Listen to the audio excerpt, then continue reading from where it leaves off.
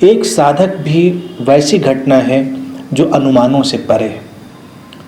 जैसे एक साधक साधना में जाता है तो आजकल बहुत सारी किताबें हैं, बहुत सारे गुरु हैं, सो बताते हैं कि साधना में क्या क्या होगा। और मैं तुम्हें यकीन से कहता हूँ अपने अनुभव से, जो जो किताबों में लिखा है अगर तुम्हारे साथ सब कुछ वही हो रहा है तो सारी साधना तुम्हारी बेकार है। तुम्हारे मन के जगत ने तुम्हारे लिए एक कल्पना का जाल बुन दिया है। तुम्हारे साथ कुछ नया होगा, अद्भुत होगा, अपूर्व होगा, जो पहले नहीं हुआ होगा। यही तो जीवंतता है। कुछ लोग कुंडलनी जगाने में लगे हैं, कोई किसी बात में लगे, तो जो कहीं भी जैसे वर्णित है अगर ठीक ठीक तुम्हारे साथ वैसा हो रहा है तो तुम सावधान हो जाना, तुम उसी समाज के धोखे के शिकार हो।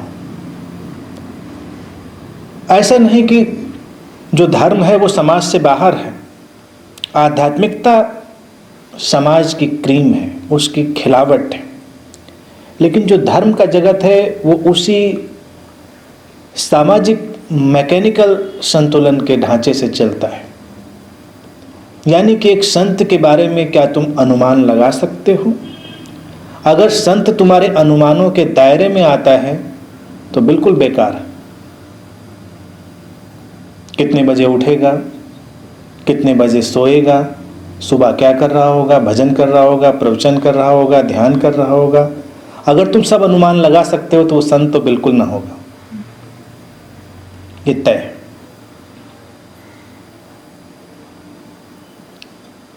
एक जैन संत थे बोकोजू, तो कहते हैं एक साधक बोकोजू के पास गया साधना सीखने के लिए। देखा वो आराम से सो रहे हैं, सूरज उग आया है, बहुत देर हो गई है। काफी देर बाद वो आराम से उठे,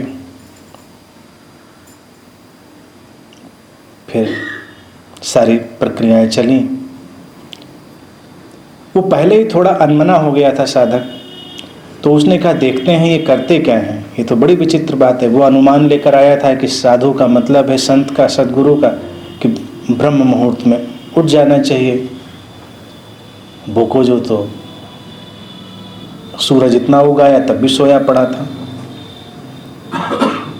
आराम से उसने खाना खाया, पूरा आनंद लेकर रात में फिर सो गया, पानी भर के लाया, सब किया सारे काम। तो दूसरे दिन उस साधक ने पूछा कि आपकी साधना क्या है? बोकोजू ने कहा कि जब नींद लगती है तो सो जाता हूँ, जब भूख लगती है तो खा लेता हूँ, जब प्यास लगती है तो पी लेता हूँ, बस यही मेरी साधना है। उसने कहा यही तो हम भी करते हैं, मुझ में और तुम में फिर अंतर क्या है? उसने कहा यहीं पर तो पेंच है, अंतर है, मैं पूरे होश से करता हूँ, मैं पूरे होश से सोता हूँ और पूरे होश से जागता हूँ। अंतर चैतन्यता का है, होश का है। और जब होश और बेहोशी के मानदंड तय होंगे तो तुम्हारी समझ में नहीं पड़ेंगे, बेबूझ हो जाएंगे। बाहर से चीजें वैसी ही दिखाई देंगी लेकिन वो अलग होंगी। तो एक साधक के लिए आवश्यक है कि वो अपने होश की फिक्र करे, थोड़ी बहुत परिधिगत असंतुलन की चीजें होती हैं तो वहां पर विवेकपूर्ण ढंग से चले, लेकिन उनकी बहुत फिक्र ना करे। अगर वो बहुत फिक्र करेगा तो कभी अपने केंद्र से चल नहीं पाएगा। अगर तुम वही आवाज बोलने की कोशिश करोगे जिसे भीड़ बोलती है तो कभी तुम्हारे अंदर प्रज्ञा का उदय नहीं होगा, ज्ञान का उदय तुम्हारे अंदर कभी नहीं होगा। कभी कभी तुम्हारे अंदर से वो आवाज भी आएगी जो आज तक किसी ने नहीं बोली, तुम्हें उसका स्वागत करना होगा। तो संतुलन में इस अनिश्चितता की प्रज्ञा का ख्याल रखें, केंद्र और परिधि के विरोधाभास का ख्याल रखें, यांत्रिकता और चैतन्यता का ख्याल रखें, फिर देखें कि कुछ नया घटेगा।